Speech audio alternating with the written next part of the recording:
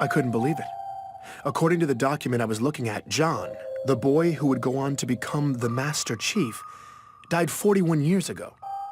My protagonist, the greatest hero of our time, was dead at 6. It was a major discrepancy, and I needed to find a way to fix it. I'm Benjamin Giroux, and this is Hunt the Truth.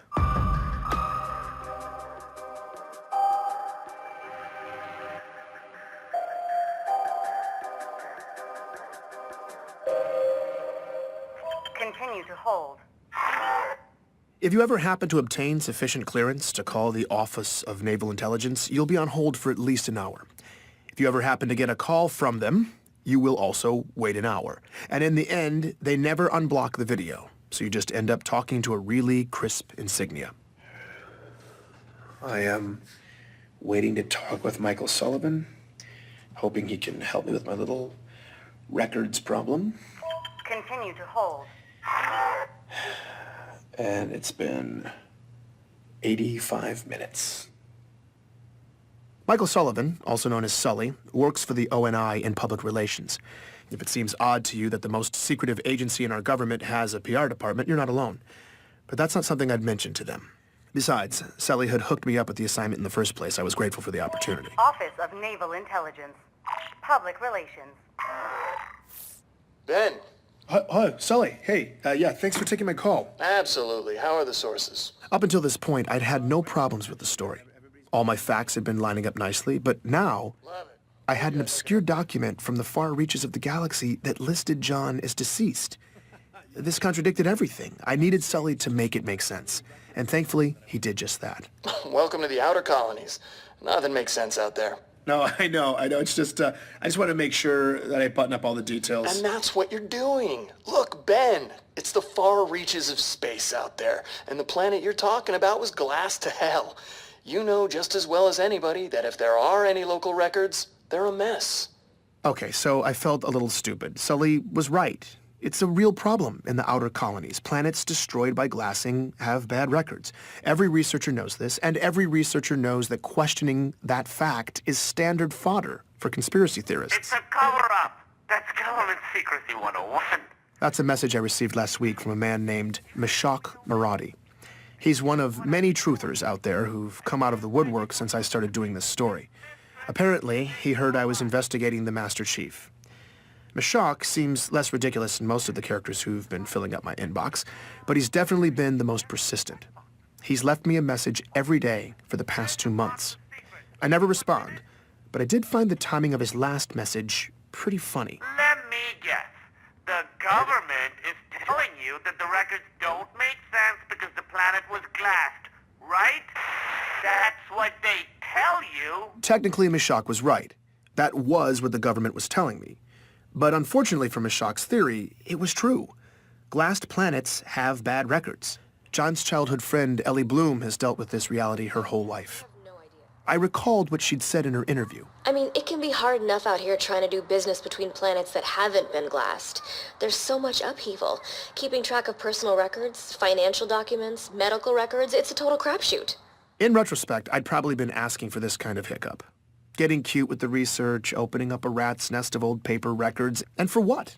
All I dug up from slogging on my own was a few hazy kindergarten stories from Ellie and a nonsensical death record. But things were looking up. Sully had arranged a face-to-face interview with ONI Vice Admiral Gabriela Dvorak. That not only got me off-world, but it was on board the newest Autumn-class heavy cruiser, the UNSC Under the Breach. Got a private shuttle up, full luxury. They had me riding in style. When I came aboard, Dvorak even greeted me personally. Now, civilians aren't normally allowed on board an active-duty ship, let alone given this sort of attention. Please, call me Gabriela. Okay. This was not the kind of hospitality I was used to. What brings you way out here? Work. She told me she was on a detachment and in the neighborhood. I guess I lucked out. The white glove treatment continued too. Captain's mess, officers' quarters, the whole thing. By the time we finally got to her office for the interview, Dvorak could have said anything, and I'd have been thrilled. But she's the real deal, and she jumped right into it. It was that finally moment. After all the fighting was done, I was helping lead all the prisoners out of the containers. As a lieutenant in the UNSC, Gabriella not only took part in the ground operations that freed John and countless others from the rebel labor camps in Elysium City, but she remembered the 13-year-old as well.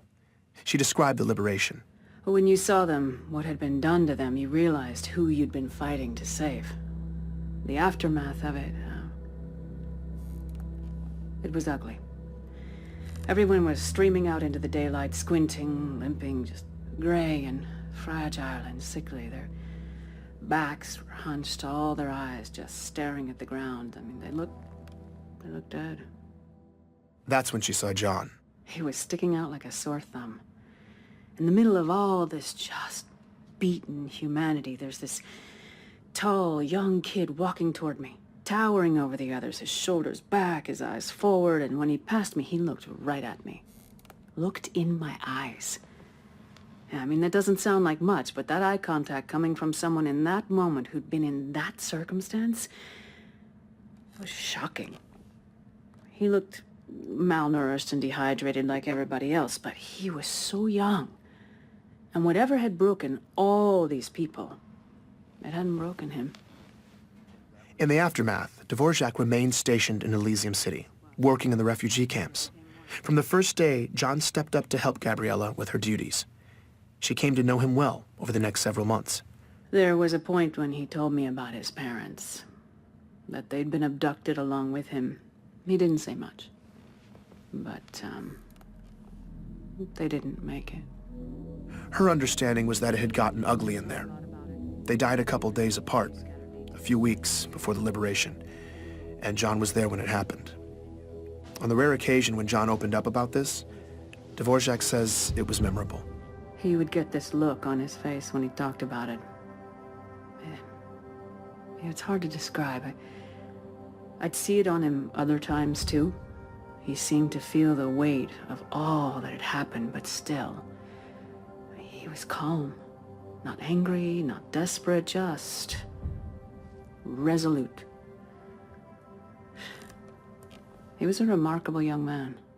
Like so many people at the time in Elysium City and throughout this region of the galaxy, John had lost his home, his family, everything. People packed up whatever they had left, got out of town, and most never looked back. But Dion Govender, John's boxing coach, said many of them found a way to get some measure of closure. Yeah, definitely. We all got separated and spread out across the planet and the colonies, but some of us were able to cobble together a list of names and kind of a memorial that grew longer as we got more information. Yeah, I remember seeing John's parents' names on the list early on, but not John. After he missed that last practice, never saw him again, but I remember thinking, that's okay. You know, as long as I never see his name on this list, that's okay. And I never did. His will to survive left an impression on then-Lieutenant Gabriella Dvorak as well. I think John just didn't want to be a victim anymore. I remember him telling me he was going to enlist. He said he was going to make a difference. I've never been more sure of another person than I was of him when he said that. Out of the chaos of war, from the rubble, a young John was able to forge a purpose for himself. A purpose that would drive him to become the hero the galaxy would one day need him to be. This is the kind of turn in a story that gives me patriotic goosebumps. I was feeling genuinely moved on my trip back home. When I got there, though, Ellie Bloom was going to ruin all that for me. Hey, I just wanted to follow up with you about your story. I'm really confused. Okay, what's... Remember how I said I was going to tell my friend Katrina about it? Katrina was that other girl in John's neighborhood, the third wheel in Ellie's childhood stories of playing with John. Ellie had moved off planet in 2517, but Katrina had stayed. She said that John was dead. He died when he was 6. Wait, what? What? John was perfectly healthy, but then he just started wasting away. At first they thought maybe it was some autoimmune thing, and then they thought it was something else, and then something else, and then meanwhile he's getting all these tests, but the doctors couldn't figure it out at all, and his parents were panicking. It sounded horrible. Then John died. Just like that. I had no idea what to make of this. Ellie seemed convinced, though, so I got her to put me in touch with her friend Katrina. Katrina wouldn't let me record the interview, but this woman was adamant. I wanted to discount what she was saying, but she seemed to remember it so vividly, providing extensive detail, I couldn't ignore it.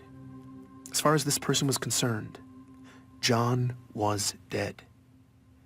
Before I could even begin to wrap my head around that claim, though, here was the kicker from Katrina.